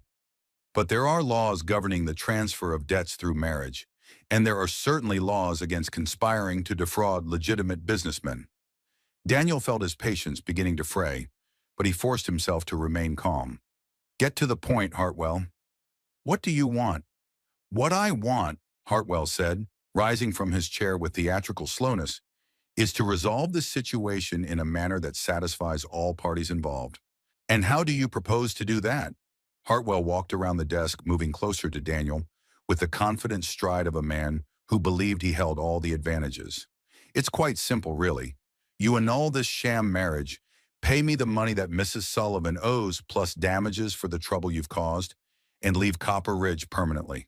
In return, I'll forget about filing charges with the territorial authorities. And if I refuse, then I'm afraid Mrs. Sullivan, or Mrs. Hayes if you prefer, will find herself facing some very serious legal difficulties. Fraud charges, charges of conspiracy, possibly even charges related to the welfare of her daughter. It would be tragic to see a child removed from her mother's care due to poor judgment on the part of her guardians. The threat was delivered with perfect politeness, but it hit Daniel like a physical blow. Hartwell wasn't just going after Grace. He was threatening to use the territorial court system to take Emma away from her mother. "You're a real piece of work, aren't you, Hartwell?" Daniel said, his voice low and dangerous. "Using a child as leverage to get what you want." "I'm a businessman, Mr. Hayes. I use whatever tools are necessary to protect my investments and maintain order in my community." "Your community?" Daniel's anger was building now, burning cold and focused in his chest. "These people aren't your property, Hartwell. They're human beings with the right to make their own choices about their lives." "Rights?" Hartwell laughed, a sound like breaking glass. "Mr. Hayes, you're living in a fantasy if you think rights matter more than power out here. I own the bank, the store, half the businesses in town. I employ most of the men and hold mortgages on most of the properties. When I speak, people listen because they know what happens to those who don't. And what happens to those who don't?" Hartwell's mask of civility slipped slightly, revealing the ugly reality beneath. They lose their jobs, their homes, their place in the community. They find themselves isolated, desperate, with nowhere to turn for help. Eventually, they either submit to my authority or they leave. It's a simple but effective system. Daniel nodded thoughtfully, as if considering Hartwell's words. "I see. And you think you can use that same system against my family?" "I don't think, Mr. Hayes. I know. You're one man with no connections, no resources, no understanding of how things work in this territory. I am the power here, and power always wins in the end." "Maybe," Daniel said quietly, "but you're forgetting something important." "What's that?" Daniel smiled, and there was something in his expression that made Hartwell take an involuntary step backward. "You're forgetting that sometimes power corrupts itself, and sometimes the people you've been oppressing get tired of living in fear." Before Hartwell could respond, the door of the store opened and a stream of people began filing in. Mrs. Chen entered first, her dignified bearing and determined expression making it clear that she was there by choice rather than compulsion. Behind her came Reverend Martinez, Dr. Morrison from the Territorial Medical Service, Sheriff Williams looking extremely uncomfortable, and a dozen other residents of Copper Ridge. "What is the meaning of this?" Hartwell demanded, his carefully maintained composure finally cracking. "This is a private meeting." "Not anymore," said Mrs. Chen calmly. "We've come to witness whatever agreements are made here today, and to make sure that all parties understand their rights under territorial law." Dr. Morrison stepped forward, a thin man with intelligent eyes and the kind of moral authority that came from years of public service. "Mr. Hartwell, I've been reviewing the territorial statutes regarding debt collection and marriage law. I think you'll find that your interpretation of the legal situation is somewhat creative." "Dr. Morrison," Hartwell said, his voice tight with barely controlled rage, "I don't recall asking for your legal opinion." "Nevertheless, you're going to get it," Morrison replied calmly. "The marriage between Mr. and Mrs. Hayes was performed by a duly authorized minister and properly witnessed. It is completely legal and binding under territorial law. Furthermore, any debts incurred by Mrs. Hayes prior to her marriage are now the responsibility of her husband to resolve as he sees fit." "And the charges of fraud?" "What fraud?" Morrison asked mildly. "Two adults chose to marry each other. A man chose to accept responsibility for his wife's prior obligations. I fail to see any criminal activity in either of those actions." Hartwell's face was growing redder by the minute. "This is preposterous. You people have no authority here." "Actually," Sheriff Williams said reluctantly, "Dr. Morrison is the territorial representative for legal affairs in this district. His interpretation of the law carries considerable weight with the territorial government. And I," said Reverend Martinez, "am prepared to testify that the marriage ceremony was conducted in full accordance with both civil and religious law. There are no grounds for questioning its validity." Hartwell looked around the room, his eyes moving from face to face, as he realized that his carefully constructed web of power and intimidation was unraveling before his eyes. "This is a conspiracy," he snarled. "You're all in this together." Yes, Mrs. Chen said simply. We are. We're together in believing that people have the right to live their lives without fear, without intimidation, without being treated as property by those who think money gives them the right to own other human beings. Daniel felt a surge of amazement and gratitude as he looked around the room. These people, many of whom he'd met for the first time that very morning, had chosen to stand up to Hartwell's tyranny. They'd risk their own security to protect a family they barely knew, simply because it was the right thing to do. Furthermore, Dr. Morrison continued, I've been investigating some of the business practices employed in this territory. I'm particularly interested in the use of debt manipulation and intimidation tactics to control the local population. The territorial government takes a very dim view of such activities. Hartwell's face went pale as the implications of this statement sank in. You can't prove anything. Perhaps not, Morrison admitted, but I can certainly conduct a thorough investigation, starting with a complete review of your financial records and business practices over the past 5 years. The room fell silent except for the sound of Hartwell's heavy breathing. Daniel could see the man's mind racing, trying to find a way out of the trap that had suddenly closed around him. What do you want? Hartwell asked finally, his voice barely above a whisper. We want what we've always wanted, Daniel said, to be left alone to live our lives in peace. Grace's debt to you will be paid in full, and in return, you will leave our family alone permanently. And if I refuse, Dr. Morrison smiled coldly, then I'll recommend to the territorial governor that a full investigation be launched into the business practices employed in Copper Ridge. I suspect such an investigation would turn up all sorts of interesting irregularities. Hartwell was trapped, and everyone in the room knew it. He could accept Daniel's offer and cut his losses, or he could fight and risk losing everything he'd built through years of corruption and intimidation. How much? Hartwell asked through gritted teeth. $78, Daniel said firmly, the original amount of the loan, with no additional interest or fees. But the interest was never agreed to in writing, Dr. Morrison interrupted. I've reviewed Mrs. Hayes's copy of the loan agreement. There's no mention of compounding interest or additional fees. Hartwell's shoulders sagged in defeat. Very well, $78, and the debt is settled. Daniel reached into his coat and withdrew the leather pouch containing his life savings. He counted out the exact amount and placed it on Hartwell's desk, his movements deliberate and final. There, he said, the debt is paid. Now I want your word in front of all these witnesses that you will leave my family alone from this day forward. Hartwell stared at the money for a long moment, his face cycling through rage, humiliation, and calculation. Finally, he looked up at Daniel with eyes full of hatred. You have my word, he said. The debt is settled, and I will have no further business with your family. See that you remember that, Daniel said quietly, because if anything happens to my wife or daughter, anything at all, these good people will know exactly where to look for answers. As the crowd began to file out of the store, Mrs. Chen paused beside Daniel. You fought well, she said quietly. But remember, this is not over. Men like Hartwell do not forget humiliation. Then he'll have to live with it, Daniel replied, because I'm not going anywhere. The walk back to his horse felt like a victory parade, with people stopping to shake his hand and congratulate him on his courage. But Daniel knew Mrs. Chen was right. This was just the beginning of a longer struggle. Hartwell might have been defeated today, but men like him didn't give up easily. Still, as he mounted Storm and prepared to ride home to his family, Daniel felt a sense of accomplishment that had nothing to do with winning a fight. He'd stood up for what was right, and he discovered that he wasn't alone in believing that justice mattered more than power. The sun was beginning to set as Daniel crested the rise that brought his cabin into view. Grace and Emma were on the front porch, clearly watching for his return. When they saw him coming, Emma ran to meet him while Grace followed at a more dignified pace, though her relief was evident in every line of her body. Papa Daniel, Emma called out as he dismounted. Are you all right? Did the bad man hurt you? I'm fine, sweetheart, Daniel said, lifting her into his arms.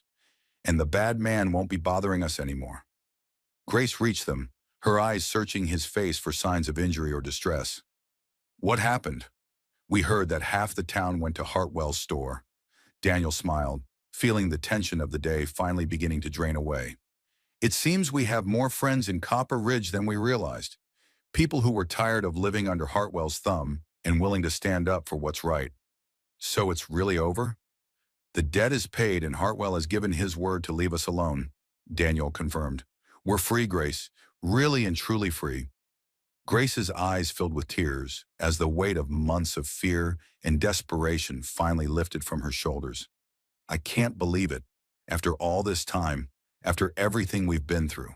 Believe it, Daniel said, wrapping his free arm around his wife while still holding Emma. We're a family now, and families stick together no matter what.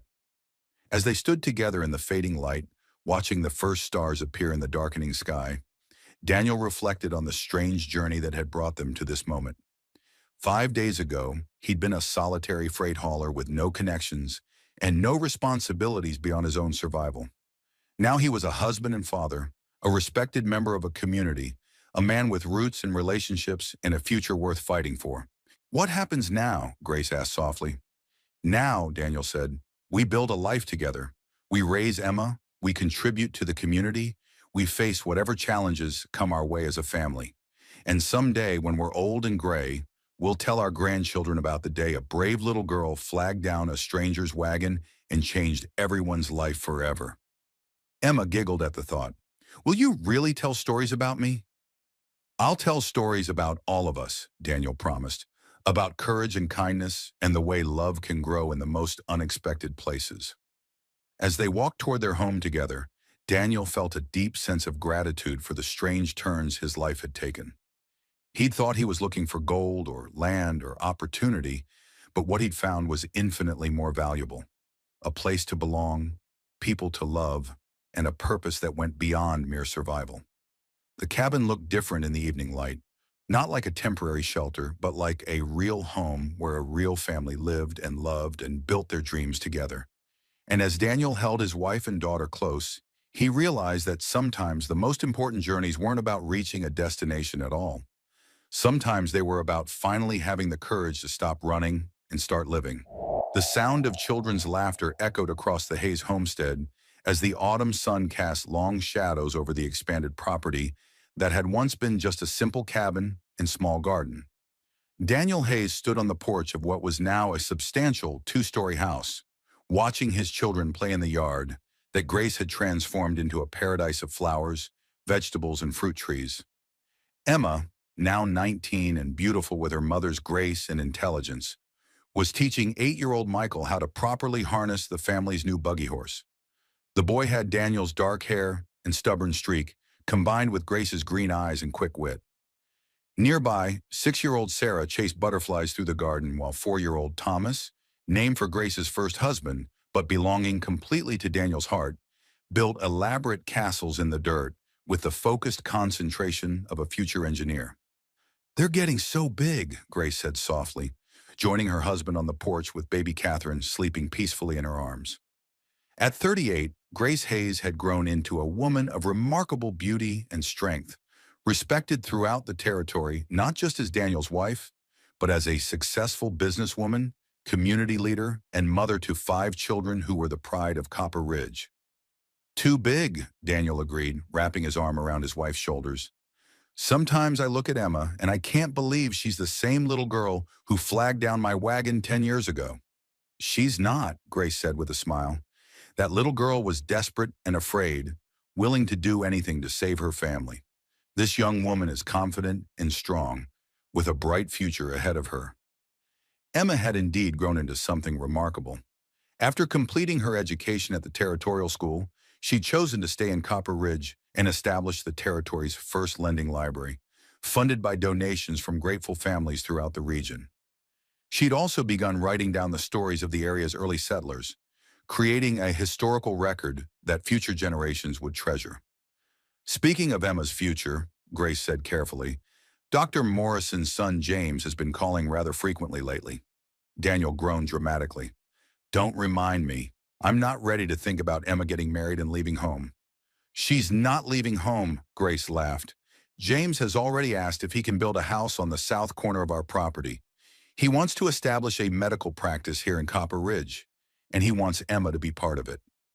Daniel had to admit that James Morrison was a good young man, educated, kind, hardworking, and completely devoted to Emma. But the thought of his eldest daughter getting married still made him feel old and protective in equal measure. Besides, Grace continued, Emma's not going anywhere. This is her home, we're her family, and she knows that. Just like you knew 10 years ago that sometimes the best thing you can do is stop running and put down roots. The transformation of Copper Ridge over the past decade had been remarkable. What had once been a struggling frontier town dominated by one man's greed and corruption was now a thriving community with a real school, a proper church, a territorial courthouse, and businesses that competed fairly for customers rather than relying on intimidation and debt manipulation. Cyrus Hartwell had left town 6 months after his confrontation with Daniel, selling his remaining interests to honest businessmen and disappearing into the vast expanses of the American West. Some said he'd gone to California, others claimed he'd headed back east to try his schemes in a new location. Daniel didn't much care where the man had gone, as long as he stayed gone. The Hayes family had prospered beyond Daniel's wildest dreams. His freight business had grown into one of the largest shipping operations in the territory, connecting dozens of communities and providing reliable transportation for both goods and people. Grace's seamstress business had evolved into a dress shop that served customers from across 3 territories, and her designs were beginning to appear in fashion magazines back east. But more than the financial success, Daniel treasured the life they'd built together. The marriage that had begun as a desperate arrangement between strangers had grown into a deep, abiding love that strengthened with each passing year. They'd faced droughts and floods, economic hardships and personal losses, the challenges of raising 5 children and building a business empire, and through it all, they'd remained partners in the truest sense of the word. Daniel, Grace said suddenly, do you ever regret it? Giving up your plans for California, settling down with a ready-made family, taking on responsibilities you never asked for? It was a question she asked periodically, usually when she was feeling particularly reflective about the path their lives had taken, and Daniel's answer was always the same. Never, he said firmly, pulling her closer and pressing a kiss to the top of her head. I spent 20 years wandering around looking for something I couldn't name, chasing destinations that always seemed to move just out of reach. I thought I was looking for gold or land or opportunity, but what I was really looking for was home. And did you find it?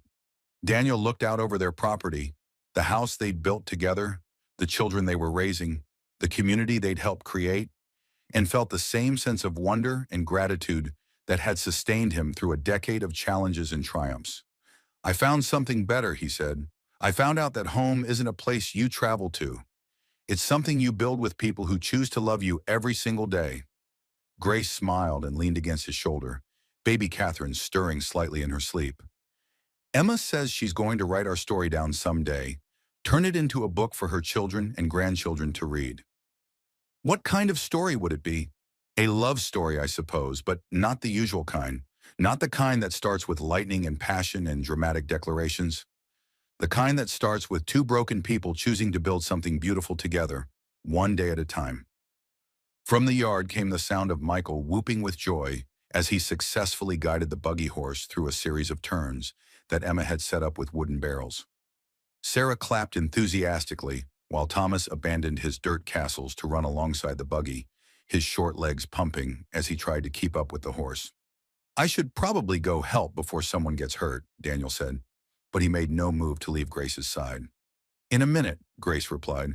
Let me just appreciate this moment for a little while longer. Because that, Daniel had learned, was the secret to building a happy life, not just planning for the future or remembering the past, but paying attention to the present moment and recognizing it as the gift it truly was. A loving wife in his arms, healthy children playing in the yard they'd created together, a community that accepted him as one of their own, and the promise of grandchildren to love and spoil in the years to come. It wasn't the life he'd planned when he'd first driven his freight wagon into Copper Ridge 10 years ago, but it was infinitely better than anything he could have imagined. From somewhere in the distance came the sound of a train whistle. The new railroad line that connected Copper Ridge to the wider world had been completed just last year, bringing prosperity and progress to the entire region. But Daniel barely heard it, focused as he was on the simple miracle of his family's happiness. "You know what I think?" Grace said softly, her voice filled with contentment. "What's that?" "I think Emma was right to stop your wagon that day. I think she saw something in you that you didn't even see in yourself. The capacity for love, for commitment, for building something lasting and beautiful." "What did she see?" Grace turned in his arms so she could look directly into his eyes. She saw a man who was tired of running, who was ready to fight for something that mattered, who had room in his heart for a family that needed him as much as he needed them. Daniel thought about that 9-year-old girl who had stepped boldly into the street and asked a stranger to marry her mother. Emma Hayes Morrison, for she'd taken her stepfather's name legally when she turned 18, was now a confident young woman engaged to a good man, with a bright future ahead of her. But Daniel would never forget the courage it had taken for a desperate child to believe that a stranger might be the answer to her family's prayers. "I'm grateful every day that she was brave enough to ask," Daniel said, "and that I was smart enough to say yes." "Are you really?" Even knowing everything that came after, the confrontations with Hartwell, the financial struggles, the sleepless nights with sick babies, the worry and responsibility and constant effort required to build a life together? Daniel considered the question seriously. The past 10 years hadn't been easy. Building a marriage from scratch, raising children, establishing businesses, dealing with droughts and economic downturns, and all the countless challenges that faced frontier families. It had required every ounce of strength and determination he possessed. But as he looked at Grace's face, radiant with love and contentment, as he listened to his children's laughter floating across the evening air, as he contemplated the life they'd built together from nothing but hope and hard work, Daniel felt only gratitude for the path his life had taken. "Especially knowing all that," he said firmly, "the struggles made us stronger. The challenges brought us closer together. The responsibility gave me purpose I never knew I was missing. I wouldn't change a single day of it." Grace kissed him softly, a kiss that tasted of shared memories and future dreams. "I love you, Daniel Hayes." "I love you too, Grace Hayes. More than I thought possible when this all began." From the yard came Emma's voice calling them to come see Michael's latest triumph with the buggy horse. Soon they would go inside for dinner. The whole family gathered around the table Grace had insisted on buying when Thomas was born, big enough for all of them, with room to grow as their family expanded. After dinner, Daniel would read to the younger children while Emma and Grace worked on wedding plans.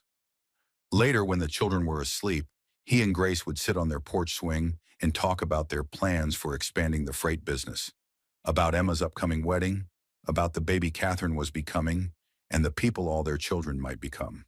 But for now they stood together in the golden light of evening, holding each other close and marveling at the mysterious ways life had of surprising you with exactly what you needed, exactly when you needed it most. 10 years ago, Emma Sullivan had been a desperate little girl, willing to do anything to save her family. Grace had been a widow facing impossible choices. Daniel had been a lonely man running from a past that haunted him and toward a future that seemed always just out of reach. Now they were the Hayes family, prosperous, respected, loved, and loving. They were proof that sometimes the most beautiful love stories weren't about finding your perfect match, but about choosing to build something perfect together, one choice at a time, one day at a time, one act of love at a time. And sometimes Daniel reflected as he watched his children play in the gathering dusk. The most important journey you could take was the one that led you home to people who chose to love you, not despite your flaws, but because of the way those flaws fit perfectly with their own, creating something stronger and more beautiful than either of you could have been alone. The story that had begun with a child's desperate plea had become something extraordinary, a testament to the power of love to transform lives, the courage it takes to trust a stranger with your heart, and the truth that sometimes the most precious destinations are the ones that find you, rather than the ones you spend your life searching for.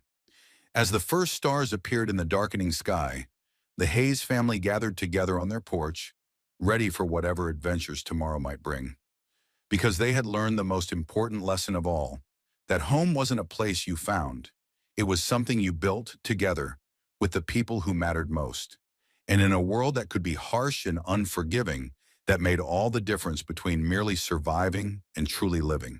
Sometimes the most life-changing moment comes from the most unexpected source.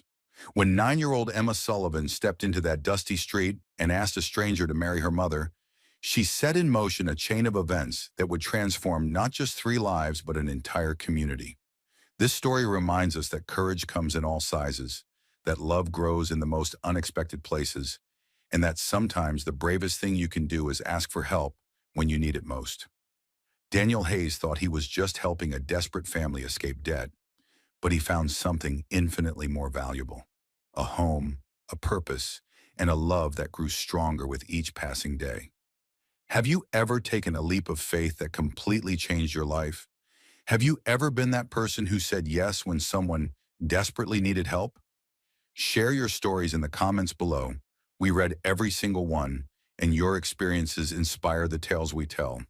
Don't forget to subscribe and hit that notification bell for more heartwarming stories from the frontier, where courage, compassion, and love built the foundation of the American West. Because out here, there are still so many truths left to tell, each one carved from hope, sacrifice, and the unbreakable bonds that make us human. The next time you see someone who needs help, remember Emma Sullivan's courage and Daniel Hayes' generosity. Because sometimes the smallest act of kindness can change everything. Not just for the person you help, but for yourself and everyone whose lives you touch along the way.